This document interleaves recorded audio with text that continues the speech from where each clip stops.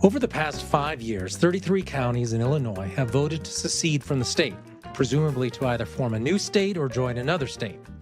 In most of these counties, the voters were given the option to vote yes or no on a ballot question that looked pretty much like this. Quote, shall the board of the county correspond with the boards of other counties of Illinois outside of Cook County, where Chicago is, about the possibility of separating from Cook County to form a new state and to seek admission to the Union as such, subject to the approval of the people, unquote.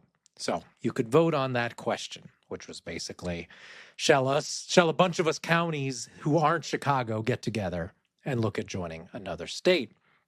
Many of the voters and policymakers supporting the separation note that they consider themselves to be economically, culturally, and historically separated from Chicago and the counties surrounding it.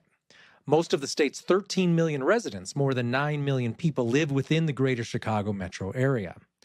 But that still potentially leaves 1 or 2 million people, which would be a state the size of Montana or Nebraska, who are interested in breaking free of the Chicago metro area.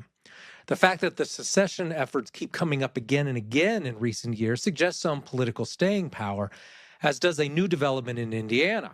In this development, last week, the Indiana House of Representatives passed new legislation creating a Indiana-Illinois Boundary Adjustment Commission. The purpose is to facilitate the secession of separatist Illinois counties and their subsequent annexation into Indiana. This greatly simplifies the matter politically. Were Indiana to actually annex Illinois' separatist counties upon separation, the change would not even raise the problem of admitting a new U.S. state. Essentially, were Illinois and Indiana to redraw their border, the matter of Illinois secessionist counties would be of minor national impact. For virtually everyone in the United States, life would go on as it had before. Yet, the Illinois ruling class, centered in Chicago, is dead set against the idea. Illinois' Governor J.B. Pritzker called the secession effort a stunt and declared that it is, quote, not going to happen, unquote. The Illinois Attorney General has declared the effort illegal. Critics have adopted the usual posture of those in power when faced with secessionist efforts like these, which is a mixture of authoritarianism and patronizing contempt. In this, the people who control the Illinois regime are similar to those in Oregon, Colorado, Maryland, and other states where outnumbered political minorities have realized they have no chance of receiving any sort of fair representation or political influence at the state capitol, as there's just simply not enough of them, and they're just consistently outnumbered by the big metros in other parts of the state, so they just really have no voice. For example, several counties in Oregon have expressed interest in being part of neighboring Idaho as part of the Greater Idaho movement. Similarly, some activists in northern Colorado have proposed seceding from Colorado and joining Wyoming. Something similar has happened in western Maryland, where a few counties there talked about joining West Virginia. In every case, the response from the people in charge has been similar to the sneering, deprecating attitude we now see at work in Illinois. But why does the governor of Illinois care so much if a small portion of the population wants to break off and go its own way? It's difficult to see this dug-in opposition as anything other than a naked exercise in preserving political power and the status quo for those who currently enjoy positions of power and influence.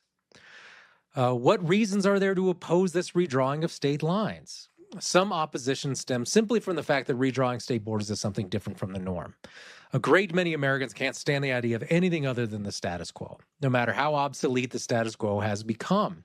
For example, Illinois State Representative Charlie Meyer expressed the usual lack of imagination when he was asked about redrawing the Illinois border. He said, quote, I don't see it happening. If they allow Illinois to split off, what happens if California wants to split? There could end up being 5 states, or they might even let Texas split up, unquote. He acts like this is just some big, huge problem. The proper question for Meyer here is, so what? So what if California wants to split up? Why is that any business of an Illinois state representative? It is often pointed out that no state can change its borders without approval from the U.S. Congress.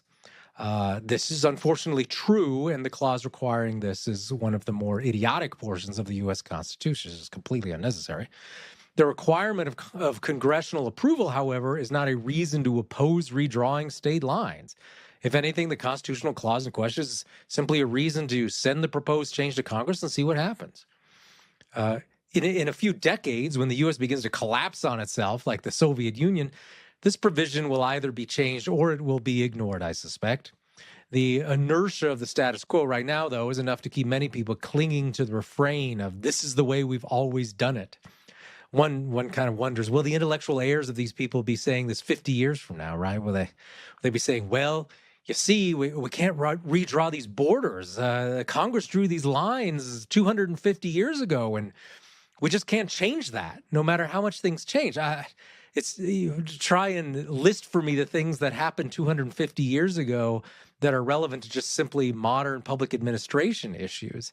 Illinois was nothing like modern Illinois in the early 19th century, and to act like this can never be changed is fairly absurd. What you get when you stick to the "we've always done it this way" line of thinking, you end up with a much messier solution to the problem than you could have had if you just used a reasonable attempt to change the status quo in a more orderly fashion until things get out of hand, or you have to use the force of the state just to keep things together that should have split up long ago. We see this all the time internationally in a variety of different countries, and of course it could happen here and does happen here as well. And this is why I think you see the state governments asserting themselves, or they're taking this authoritarian stand of we're never going to let that happen. It's illegal.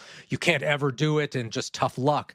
And that seems to be the predominant attitude right now because they can, for now, get away with it. But of course, the way things are right now, that's not going to last forever. Now, some of the other reasons, I mean, how do they support their opposition to this change? They certainly can't claim to have democracy on their side, right? We've already seen democracy at work here. These people were given a vote. They voted. Overwhelming majorities in many cases voted to separate from Illinois. That, you might say, is democracy at work. And it's the left, of course, the people in charge in Illinois are always telling us how majority rules is very important.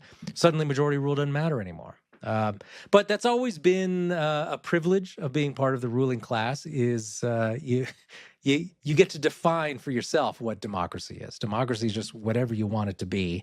And that certainly seems to be the case right now with the people running Illinois. Now, we can also see here just good old-fashioned paternalism. This manifested in a couple of ways. Those who oppose secession for these Illinois counties have said that rural parts of Illinois aren't very productive, and essentially they're welfare queen counties. That is, right? They don't produce much revenue for the state government, and maybe even accept a lot in terms of state services and that sort of thing. One would think that Illinois would therefore be happy to see these people go join Indiana. But no, paternalism kicks in, and the opponents of secession declare that the secessionists don't know what's good for them, right? They don't even know what's good for themselves, so they're not allowed to secede and do their own thing. The people in charge will tell them what's good for them. Paternalism also takes another form, which appears when politicians declare that those lousy separatists aren't progressive enough. And Pritzker has stated this specifically, saying that they can't be allowed to leave because then they would implement policies that he doesn't like. That is, they might loosen up gun laws or cut the local statewide minimum wage, or reduce other government regulations. And Pritzker says he can't let that happen. Thus, democracy is rendered null and void if the ruling party doesn't care for your politics. It's simply the domestic version of the political imperialism that has always guided the anti-secessionist impulse. We can't let you leave because you might do things differently. This is how colonialists think and have always thunk, and that is a lot of the reason why they give a justification for not allowing other groups to obtain independence. So why are these state borders treated like they're some sacred thing? It's important to remember that these state secession movements have no effect on geopolitical realities or on federal revenue, right? This isn't going to change anything at the UN. It's not going to change any international relations. In the case where no new state would even be formed, not even the U.S. Senate would change. So we're not even looking at a partisan change there. Yet opposition to these minor changes to the status quo endure because politicians regard any such change as a threat to their power and their ability to impose their power as a means of rewarding their favorite interest groups. So admittedly, a redrawing of state lines would produce some changes to the Electoral College. In the case of redrawing the Indiana-Illinois border, Illinois might lose an electoral college vote and Indiana might gain one. Of course, This will fuel opposition from the people who like things the way they are. But all this means that the opposition to redrawing these state lines is based on really partisan concerns. There's not any sort of principle at work here. So politicians try to cover up this partisan motivations, and then you get Pritzker out there saying that Illinois can never break up because we are one Illinois, apparently trying to make some sort of appeal to feelings of Illinois nationalism and unity. I mean, this just shows how bare bones are the real reasons for opposing secession in Illinois. And really, the opponents of it should just give it a rest, right? Just recognize that people should be able to assert some sort of self-determination. Leave one state, join another state. It's just really shouldn't be regarded as a big deal. And of course, few people outside Illinois with jobs and families who want to mind their own business, they don't care. They're not going to notice. There's going to be some people regionally in the area who will notice, but otherwise it's not going to affect anybody. And these lines that now we're talking about changing, that people are acting like it's just impossible to imagine changing them, they were not drawn by the Almighty. These were lines drawn by politicians in actually a fairly haphazard way long ago. The politicians, of course, care deeply about this sort of thing, because they care deeply about power, and they don't want the status quo to change after it has served the ruling class so well. So we'll keep an eye on more of these statewide secession movements. But for now, it's not surprising that there's so much opposition to them.